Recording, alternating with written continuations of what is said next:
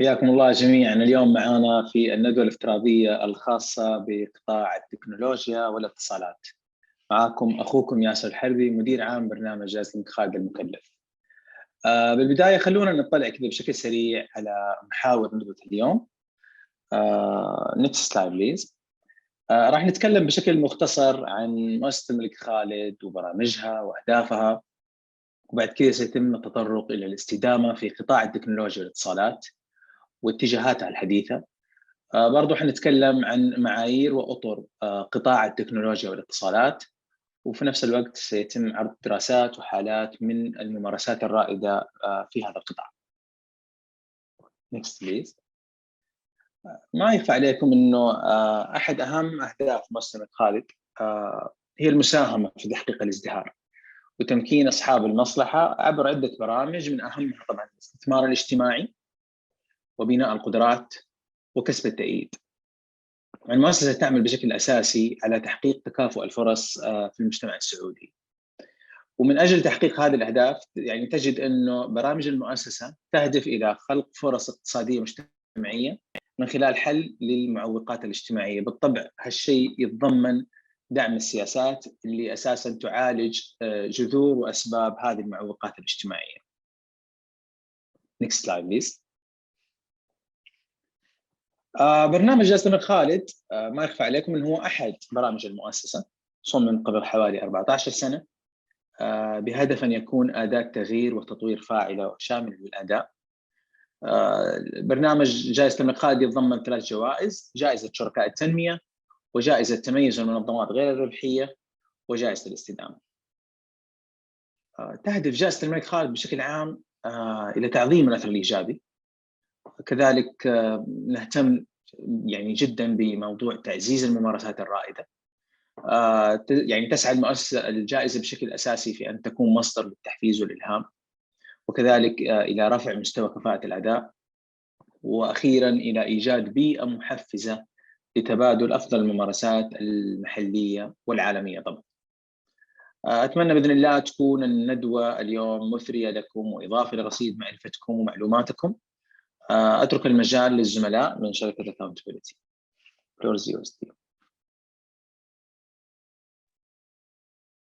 Wonderful, thank you, and hello everyone. Welcome to this Technology and Communications Industry webinar. My name is Ellen, and I'm an associate at Accountability, and I'm also joined here today by my colleague Talia. For those of you who are not familiar with Accountability, we are a global ESG and sustainability advisory firm that supports clients all over the world, so across geographies and across industries, and we work in improving their sustainability, performance, and impact. We do this by supporting them through services such as developing or designing sustainability and ESG strategies, improving their reporting performance or creating reports that are aligned with leading practices, helping to conduct materiality assessments, supporting stakeholder engagements, and more.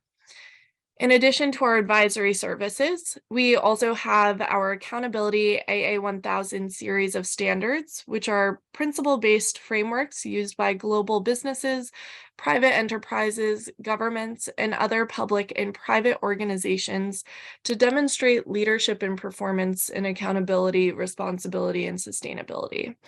So as you see here on the slide, we have the AA1000 accountability principles, our insurance standard, which helps you assure your sustainability report, and also the AA1000 stakeholder engagement standard, which really provides detailed guidance on how to conduct stakeholder engagements from the planning phase to closing the feedback loop with your stakeholders.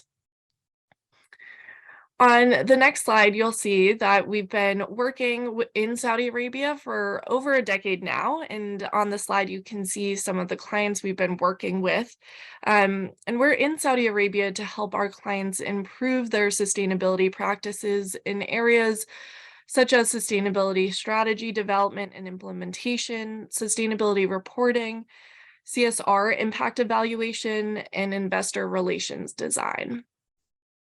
And on the next slide, you'll see that we've worked with the King Khalid Foundation for a long time now, and we've helped and supported the foundation to implement the Sustainability Award, which you're all pretty familiar with, or probably familiar with at this point.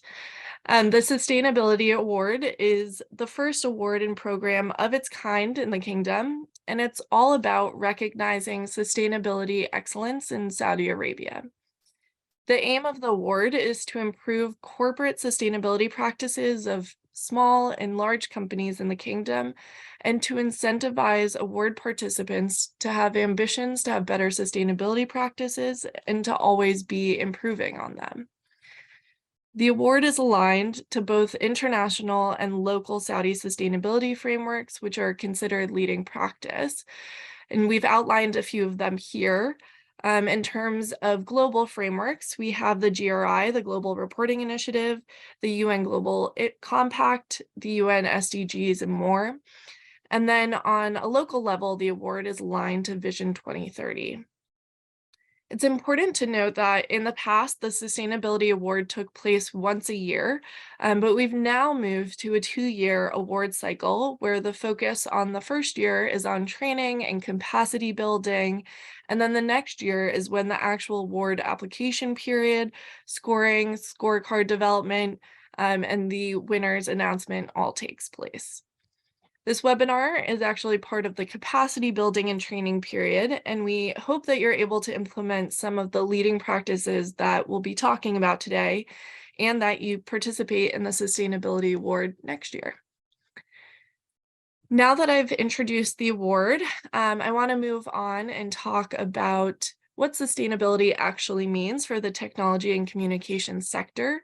And before I do that, I want to provide a high-level definition of sustainability so that we're all on the same page. And at a high level, sustainability is about creating value and positive impact to different stakeholders that a company or an organization has. These stakeholders could be groups like employees, customers, suppliers, and even the community. And the way a company can create positive value is through the responsible management of its environmental, social, and governance practices, their programs, and performance. There are also a variety of terms that are used when talking about sustainability. You'll see some of them on the left side of the screen here, but some of them are corporate responsibility, CSR, and they often mean similar things, but there is some nuance. For instance, at KKF and accountability, we often use the term sustainability when talking about sustainability at a high level. And we use ESG, which stands for environmental, social, and governance, when talking about the actionable items that companies can put in place and how, let's say for environmental, their practices are impacting the environment and how the environment is impacting their company.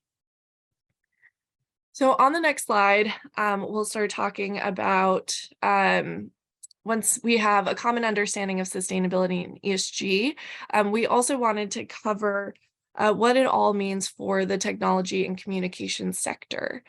So technology and communications industry companies are increasingly being recognized as critical for global sustainable development. And this is through responsible ESG practices, such as conducting employee training and development programs, implementing data collection systems, establishing charitable giving and CSR efforts, and more. And in addition to these practices, companies from the technology and communication sectors can also use ESG sustainability criteria in their services and products to have a greater impact. Some examples are improving waste management, as well as reducing hazardous waste, and setting emission reduction targets. So now I'll turn it over to Talia to cover technology and communications industry's sustainability trends. Great, thank you, Ellen. And hello, everyone. Thank you for joining today.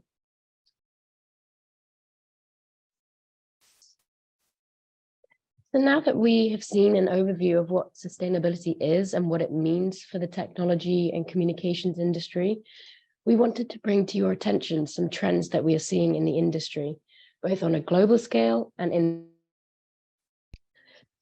It's important to look at these trends to understand what other companies in the industry are doing and to assess and identify any additional opportunities or risks there may be for your company in terms of ESG.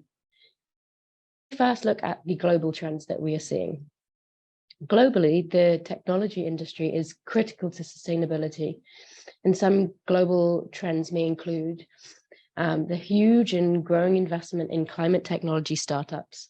So there are over 50 billion USD in venture capital was invested in climate technology so far in 2022. And a report that came out is showing that 8 out of 10 investors plan to increase investment in ESG related products, including investment in technology over the next 2 years. So comparing climate tech to the wider market further shows how this is a fast-paced growing global trend. And climate tech's share of investment in 2022 has hovered at historic highs. In fact, climate change investment in the 12 months to Q3 in 2022 represents a quarter of every venture dollar invested, a greater proportion than 12 of the prior 16 quarters. So indeed, these levels are for rolling 12 months average investment have been stable since the beginning of 2021. And another report has actually shown that the value of climate tech existing reached at least 114 billion US dollars, with over 104 US companies exiting in 2021, a 70% year-on-year increase. What we're also seeing in the industry is a growing focus on Scope 3 emissions. So hopefully you've heard of emissions reporting, and you might have also heard of something where you say Scope 1, Scope 2, and Scope 3 emissions. So Scope 3 emissions refers to the indirect emissions, and these are the emissions that are not directly produced by the company. So an example of this might be business travel, so flights abroad for business reasons, or it might be the end of life treatment of a product and the emissions created around that, or transporting that. And actually, Scope 3 reporting has thus far been mostly voluntary, but the pressure to make it mandatory is growing. So we'll start to see it become a lot important and mandatory that you report on your emissions, and especially Scope 3 as well. So the ISSB and the US Electronic Subcontracting Reporting System and the US Securities and Exchange Commission have all drafted recommendations requiring some disclosures of Scope 3 emissions, with the ISSB also requiring qualitative information to explain how reported emissions were calculated. And another global investor survey found that more than 1/3 of investors identified reducing Scope 3 emissions as a priority. So it's definitely something that we're going to see as a increasing focus, not just in this industry, but across industries as well. And then also we wanted to highlight the new opportunities for circular economy practices in the industry. And due to the large quantity of high value e-waste produced annually, it's becoming increasingly important for companies to assess their e-waste and waste in general, and also to start to identify new ways to integrate circular economy ideas and models into their current businesses and products. So global e-waste, for example, the production of global e-waste is currently on track to reach 120 million tons per year by 2050, if the current trend continues. And there is actually a report from, it's called the Platform for Accelerating the Circular Economy, PACE, UN E-Waste Coalition. And in this report, the members of the coalitions, they actually call and they want people, they want an overhaul of the current electronic system, and emphasizing the need for a circular economy in which resources are not extracted, used and discarded, but instead they are valued and they are reused in ways that minimize environmental impacts and create decent, sustainable jobs. And this report reveals that the annual value of global e-waste was over 62.5 billion US dollars, more than the GDP of a lot of countries. And more than 44 million tons of electronic and electrical waste was produced globally in 2017, over 6 kilograms for every person on the planet. So it's a huge amount of waste that is being created from electronic waste, e-waste. And from this waste that is created, less than 20% of the e-waste is formally recycled. And 80% of the e-waste is either ending up in landfill or is being informally recycled. So not recycled properly and left discarded out in nature.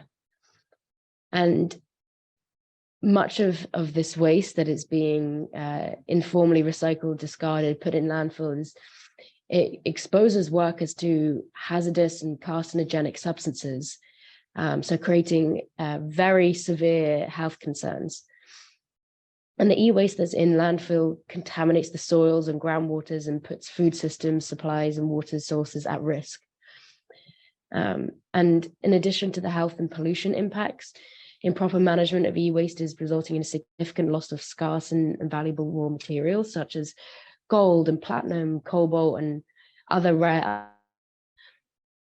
So it's definitely something that needs to be considered in the life cycle of your products, and how they will be recycled and discarded at the end, and thinking of ways to reduce these impacts. And if you just think about waste in general, thinking about ways of creating new circular models for your business. And this is definitely going to be something that we're going to be seeing in the industry, but also more widely as well. And then lastly, for the global trends, we wanted to highlight the deployment of smart and Internet of Things technology to strengthen supply chains and resilience of governance. So looking here at supply chains and in technology, and so I just wanted to highlight the Internet of Things, IoT. So Internet of Things describes the network of physical objects or things that are embedded within sensors, software, and other technologies for the purpose of connecting and exchanging data with other devices and systems over the internet. And over the past few years, the Internet of Things has become one of the most important technologies of the 21st century. Now, like nowadays, we can connect kind of everyday objects, such as it can be kitchen appliance, or cars, thermostats, baby monitors, to the internet via embedded devices, and seamless communications is possible now between people and processes and things. And so it's definitely something that we're seeing a massive increase of, and especially in the technology company, because this is becoming such a big thing for our economy. It explains why there's a big corporate push for green energy globally, and with the big 5 tech companies, so Amazon, Apple, Facebook, Google, they're all setting targets to use 100% renewable energy, for example. Microsoft plans to be carbon negative by as early as 2030, and thinking about all these different initiatives to make sure that their supply chain is more sustainable and reducing not only their environmental impacts, but impacts on people as well. So it's definitely something that we're going to see grow in importance on a global scale.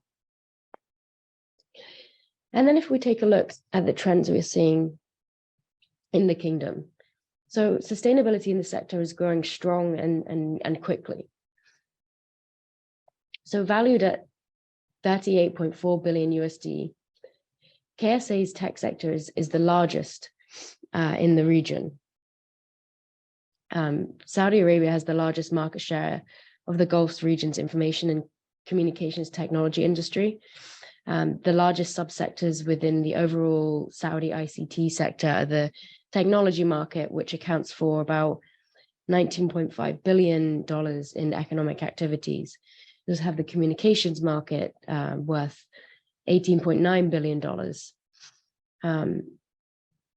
And this, the importance of this is that the industry, the sector is well positioned to become a technology service and cloud hub with access to international connectivity through the Red Sea and the Gulf, and with potential to serve the European, Asian, and African markets.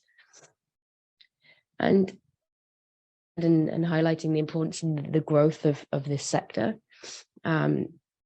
There is also the Communications and Information Technology Law, which will contribute to the development of digital infrastructure and increase transparency and new jobs in the sector.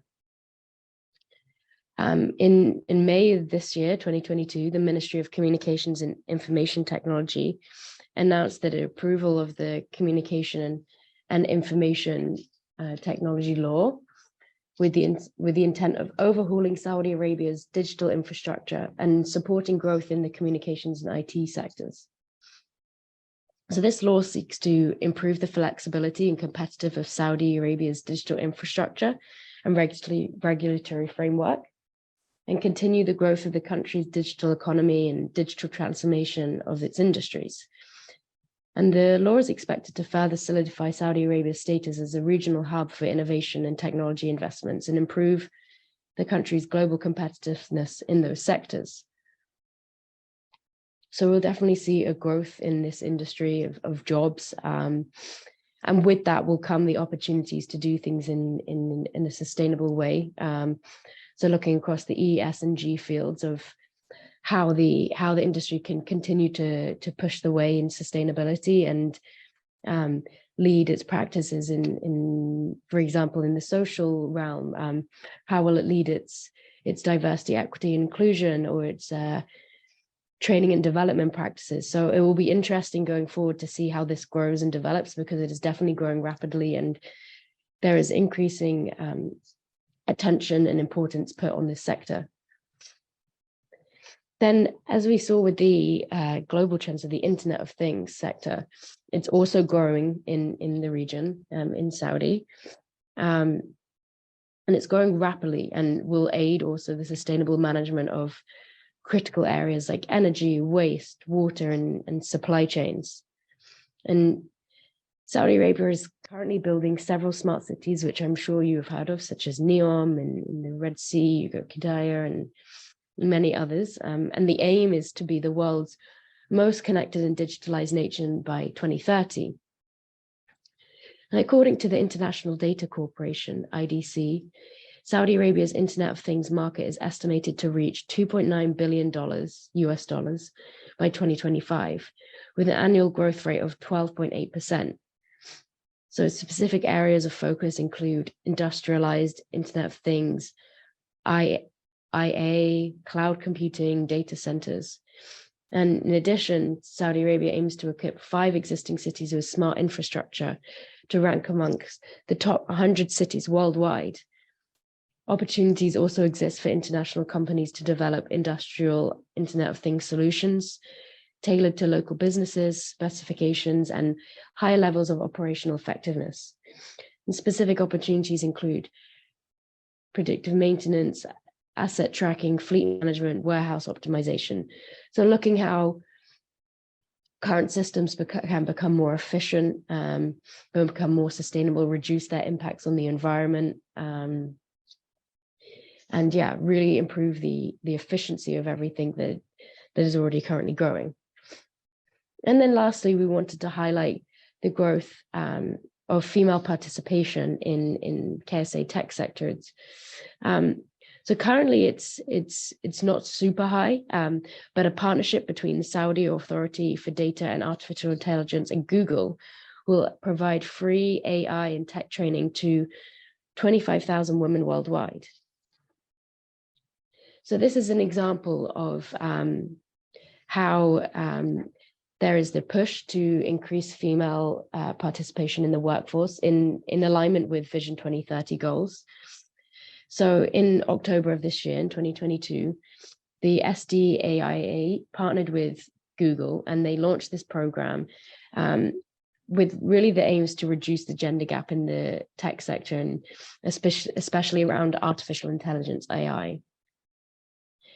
And so this new initiative that was launched will be named Elevate in association with Google Cloud. And Elevate is a global program which aims to use AI to reduce the gender gap by empowering more than 25,000 women globally in the next 5 years. So the program will aim to provide free accessible training to women in the tech and science, empowering them to pursue the growing number of jobs that we're seeing in this industry. So when we say that, we refer back to what I was saying at the beginning of this slide of the growth of this sector, and really seeing how we can use this opportunity of growth to, for example, increase the amount of women in the workforce and really train them, empower them to be included in this growth, in this journey. And so this specific program has 2 tracks, and it will be around data engineering, cloud architecture, data scientists, and this will make up about 30% of the program trainees. And non-technical track or pathway for cloud business enthusiasts, and that will make up to about 70% of the program. And really what this program is doing and is highlighting is the need to make sure that the untapped talent, so the potential of the workforce that is currently not being used as much as it could be. So females in the workforce, for example, making sure that they're really using the full potential of their workforce and making sure that new perspectives and new ideas are being included in this growth journey. And because this involvement and these new perspectives are really needed in the sector to make it work for everyone and to ensure that the growth is inclusive, and it continues to think of new ideas and new ways to continue growing and to meet the needs of the population and the people who are using these products. So that was an overview of the in globally and in the kingdom. And now I want to take a look at a few sustainability frameworks and standards that the technology industry can use to align to leading practices. And you can also use these for reporting purposes. So the first one we wanted to highlight was the United Nations Sustainable Development Goals, SDGs. So most likely you've heard about these goals, or you've seen these colorful icons of the goals in various reporting, or maybe your company already uses them. But these 17 goals are a result from a process that has been more inclusive than ever, with governments involving businesses, civil society, and citizens taking part in these actions and these aims. Interconnected goals, and they're addressing global challenges ranging from climate and water and food crises to poverty, conflict, and poor health. These goals are supposed to be achieved by 2030. Not only governments that are using these goals to improve their policies, but also companies, so the corporate world. It's their input very, very vital to achieving these goals by 2030. So global challenges are in need of solutions that the private sector can also deliver. Many companies are using the SDGs to channel their ESG programs aligned to these goals in order to demonstrate that they are having good global and local impact that will help to achieve these goals by 2030. Here you can see you have a couple of goals that companies from the technology and communications can focus on. So we've got here the SDG goal 10, so reduced inequalities. We also got the goal 13, which is around climate action. There's a whole range, as you can see. And even though you can see that these 17 goals, and they're all very important, but it does not mean that your company needs to align to all of them all at once. It is much better when you start out thinking about how your company aligns to these goals and how they're going to put in practices and policies to align to them. It is much better to select the most relevant first and concentrate on them. And the goals should be prioritized based on what your core business is and how your resources and your business can have the most impact in a specific SDG area. So the next one we want to talk about is GRI, the Global Reporting Initiative. It is most widely used standard for sustainability reporting, and GRI provides guidance documents on how to best report on environmental, social, and governance practices and performance. So GRI provides examples of disclosures. Let's say your company wants to include greenhouse gas emissions in your sustainability report. GRI has a specific standard document that tells you how you should do the greenhouse gas reporting and what specific things you should include in the report. They also have some example metrics you can use to disclose your impact. An important thing they recommend doing, and it's to recommend, is to conduct a materiality assessment. And this is an assessment a company can do to decide which sustainability topics are the most material or important ones for your company, those that impact your company's values creation the most, as well as those that your stakeholders, external and internal, can consider the most impactful. And once you have the list of prioritized topics from this assessment, you would be required to disclose performance and differentities from these topics. And there's no need to try and disclose 50 or 70 different ESG topics. Usually you can see that companies focus on a few important topics, and that's because they are the ones that are the most material to them and most important. Please take a look at the GRI website. It's very useful if you're starting out on your sustainability reporting journal, and it has a lot of information on there to guide you through this. And next we have the Sustainable Accounting Standards Board, SASB. So SASB is quite investor focused, and it aligns with investor expectations. And the SASB recommendations focus on those ESG topics in reporting and disclosure that support financial value creation and competitive advantage. And they have 77 different industries that they have guidance documents for. Inside those guidance documents, you will find material topics as well as other guidance on how to report on. For example, if you have a technology and communications company, so some of the material topics that would be relevant for your company might be energy management, customer privacy, data security, and you can see on the slide here that many others. But remember, these are just some examples. And actually, a few months ago, SASB sort of consolidated and merged with a few other frameworks and standards around sustainability. And the end result is the establishment of ISSB, which I spoke a bit about earlier, International Sustainability Standards Board. So in the future, you might hear more about the ISSB more than SASB, but it doesn't mean that SASB has disappeared. It's just that the way they give guidance for different industries, they've just been integrated into this new work. So it's something to look out for, and that's ISSB. And now we have the task force on climate-related financial disclosures. And these ones are more climate and environmental specific. So this is there for companies to disclose their climate and related financial risks and opportunities. So how is climate change impacting them? What things do they have in place to mitigate those impacts, as well as different opportunities they are taking to improve their impact on climate change? The TCFD is structured around 4 areas, which are governance, strategy, risk management, and metrics and targets.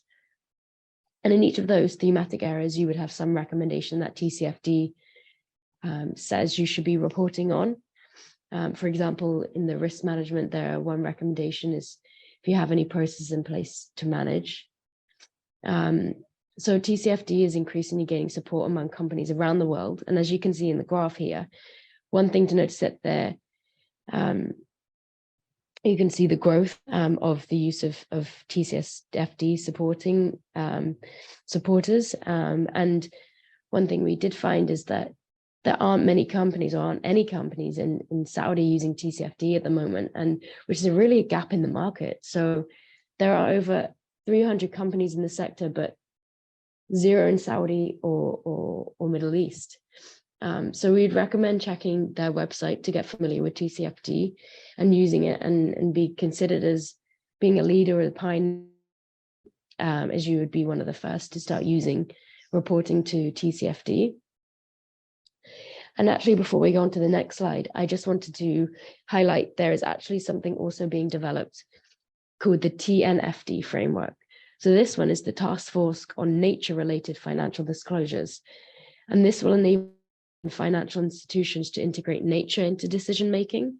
So nature is going to be an increasingly important topic that we'll hear a lot more about, and especially from companies in the corporate sector. We'll see a lot more companies talking about their impact on nature and how they intend to improve that their impact.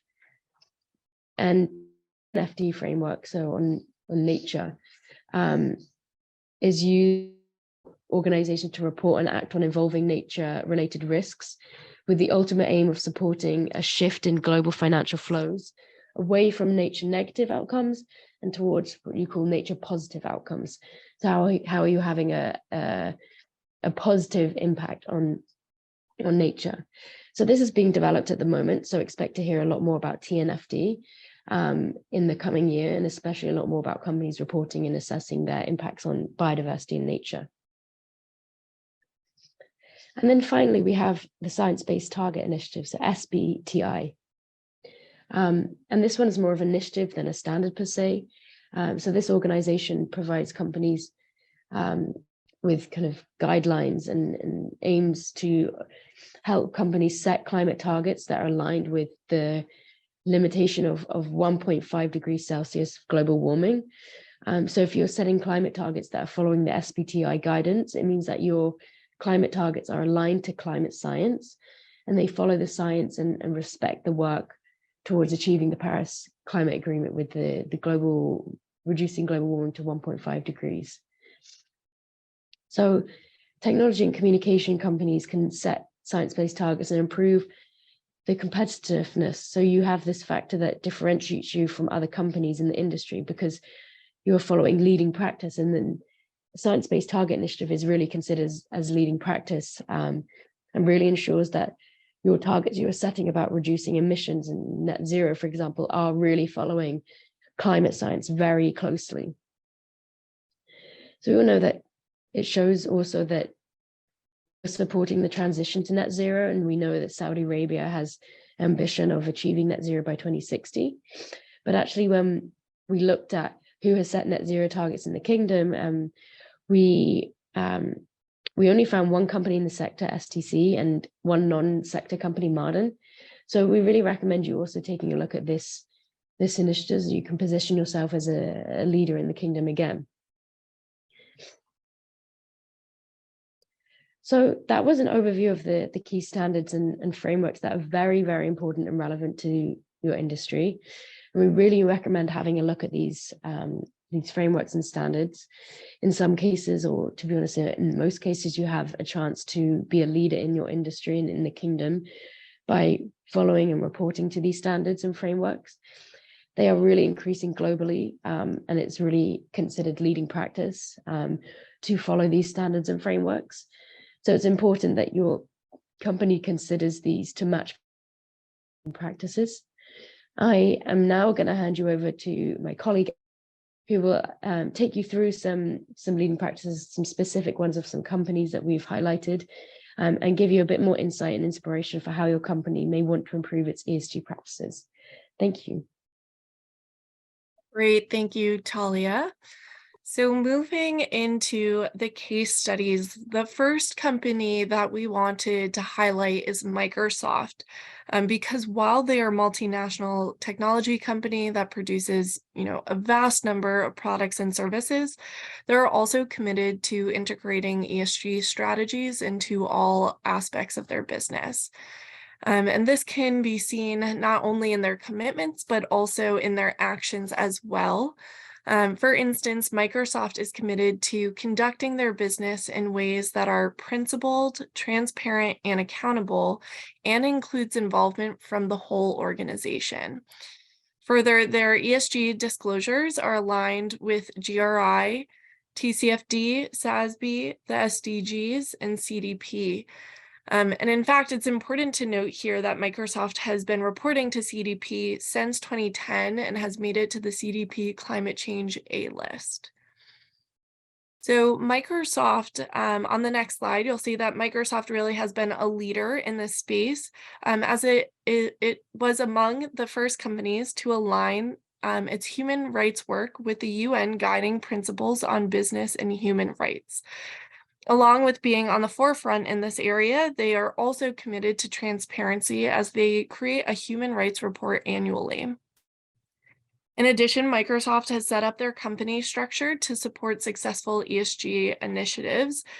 For instance, not only does the company have an environmental, social, and public policy committee that assists the board of directors in overseeing the company's key non-financial regulatory risks that may have a material impact on the company, but also they have clear ownership and responsibilities for ESG matters across the senior leadership team. And finally, Microsoft has a compliance and ethics program that are based on 3 pillars of prevention, detection, and remediation that has shown to be successful. As in 2021, the company was ranked among the world's most ethical companies for the 11th consecutive year. So they've really done a lot of work in this space. Microsoft also outlines several environmental goals, which you'll see on the next slide. And they're working towards these goals, such as reducing emissions and ensuring that 100% of their energy supply comes from carbon-free resources by 2030. The company is also committed to protecting biodiversity in our ecosystems, as Microsoft is committed to protecting more land than the company uses by 2025, creating technology that will assist them and others when making environmental decisions, and supporting environmental public policy. And finally, Microsoft has put significant funds towards these environmental efforts, like having a $471 million climate innovation fund and donating $100 million to the Breakthrough Energy Catalyst. Next, you'll see that Microsoft supports diversity and inclusion through a number of efforts, such as issuing a diversity and inclusion report that highlights their commitments and progress. And it's clear that these efforts are meaningful, as representation of women at Microsoft has grown at least 1 percentage point every year since 2018. Finally, Microsoft encourages their employees to get involved in this work and provides them the tools to do so by supporting employee-led sustainability projects and facilitating the Sustainability in Action training program. So next, we also wanted to highlight the Saudi telecom company, as it is a publicly listed telecommunications company that is not only a pioneer and champion of digitalization, but also believes in taking a proactive approach when it comes to making a positive impact on the world. STC supports this effort as their ESG strategy is aligned with GRI SASB, the UN Global Compact, the National Sustainability Standards, the Saudi Exchange ESG Disclosure Guidelines, and Vision 2030. From a governance perspective, STC involves their senior leadership in their ESG practices. For instance, the Sustainability Management Committee reviews and approves strategic sustainability frameworks and initiatives that are aligned with STC's commitments, and the Sustainability General Manager sets strategic sustainability direction and focus areas. Further, STC involves the majority of its employees in this work, as 100% of their employees have done training on human rights policies, 94% attended a training on anti-corruption, 100% have signed the Code of Ethics Acknowledgement, and 100% of business units were analyzed for risk related to corruption. So there's really been a lot of engagement in this area as well. In terms of their environmental initiatives, STC has implemented a number of programs, such as planting over 1,000 trees, dropping electricity consumption by 27%, and reducing nearly 200,000 tons of CO2e through a solar pilot project.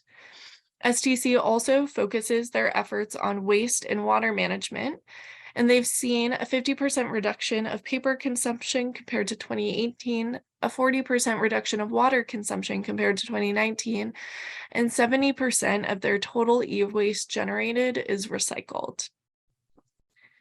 And finally, from a social standpoint, STC focuses on a number of areas, the first being data privacy, security, and protection. The second, they focus on investing in their community. And the third, they also focus on supporting diversity, equity, and inclusion in STC. For instance, STC is committed to high standards of security and business resilience as they have obtained the ISO 22301, which is a standard for security and resilience.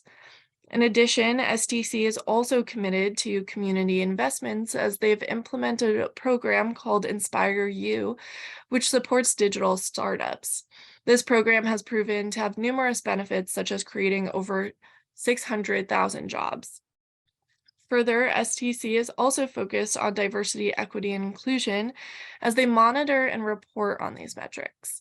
As you'll see here, STC recently reported that 18% of their board of directors are women and that they have a 37% women employment rate. And you'll see that on the right-hand side of the slide. And now I'll turn it over to Talia for some closing remarks. Great. Thank you very much, Ellen. So thank you for being here today. You will actually receive a feedback survey after this webinar, where you will have the opportunity to write any questions you may have, and the team will get back to you as soon as possible. You will receive the link after the webinar to the survey, and it shouldn't take more than a couple of minutes to complete. And the feedback survey will ask you questions on the webinar, how you found it, and also providing you this opportunity to ask any questions about any of the content you have seen today. And we will receive those questions and we'll get back to you as soon as possible. Once you've completed that survey, the KKF team will be sending out a certificate of attendance via email, and the email you registered with. And you can use this certificate to demonstrate that you participated in today's webinar. And then in terms of what is coming next in 2023, so 2023 marks the launch of the next Sustainability Award. As I'm sure you're aware, and Ellen mentioned at the beginning of this webinar, this year was focused on capacity building. So we had our ESG workshops throughout the year and these industry-specific webinars. And so now we will move into the award year. In February, the applications will go live and you can start to apply for the award. And we will also have a series of introductory webinars, workshops where you can find out more about the award and the application process. But that you follow the KKF social media platforms to get updated information about all of this, and about the award and these workshops and webinars. So yeah, please go over there to find out all the updated information on that. And on behalf of the accountability team, we would just like to say thank you so much for joining us today. We hope you found it useful and insightful, and we hope that you will take some of this away with you and have conversations with your team and your company about sustainability in the sector, and find new ways that you can improve ESG practices. But I will now hand it back over to Yasser for closing remarks from KKF. But thank you very much. We hope you enjoyed. Thank you Talia, thank you Ellen, thank you for your effort. أتمنى أن المعلومات في ندوة اليوم كانت إضافة لكم وتساعدكم أكثر إن شاء الله في تطبيق أفضل ممارسات الاستدامة. كما ذكر التيم، حاب أنوه أنه ورش العمل الداعمة للترشح للجائزة للعام القادم سيتم إطلاقها إن شاء الله في الشهور القادمة، والإعلان عنها عبر منصات المؤسسة في تويتر ولينكدين. وبرضو حيوصل لحضراتكم الاستبيان اللي حيتم مشاركتكم فيه، وبعد كده إن شاء الله حيكون في شهادات حضور بخصوص هذا الويبينار. شكرا جزيلا.